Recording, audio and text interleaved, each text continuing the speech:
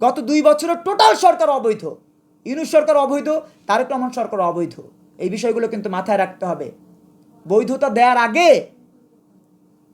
দেওয়ার আগে আমাদের নাকের উপরে, মাথার উপরে, চোখের উপরে ছড়ি ঘুরালে বাংলাদেশের মানুষ সেই ছড়ি ঠিকমতো পৌঁছে দিবে। আমরা কিন্তু হাদির উত্তরসূরি না, আমরা কিন্তু হাদির উত্তরাধিকার না, আমরা হাদির বিরোধী পক্ষ। যেই হাদি কোট আনকোট মুক্তিযুদ্ধকে ধ্বংস করতেই 24 হয়েছিল বলেছে, সেই হাদি বিরোধী আমরা। মামলা করবা, জিডি করবা, অভিযোগ করবা, মব করবা, করো না, করো। কতজনের বিরুদ্ধে করবা? 9 কোটি মানুষ, আর তোমরা হলে মাত্র 5 লাখ।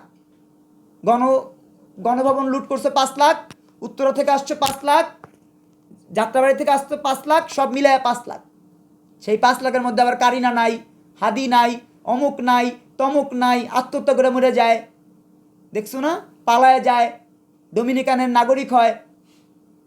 তোমাদের বাবা রিয়াজ সাহেব কই? রিয়াজ সাহেব তো পালায় গেছে। তোমাদের বাবা মনির হায়দার কই? পালায় গেছে। তোমাদের বাবা ওই যে প্রথম আলোর প্রোডাক্ট মুস্তফা, এত লম্বা লম্বা লেকচার দেয় ইউটিউবে, আসে না তো, পালায় গেছে। হাদির ভাই পালায় গেছে। হাদির বউ নাকি ভিসার জন্য আবেদন করছে, হাদির বোন নাকি চলে যেতে চায় লন্ডনে। অতএব সব হিসাব নিকাশ কইরা তারপর সিদ্ধান্ত নিবেন।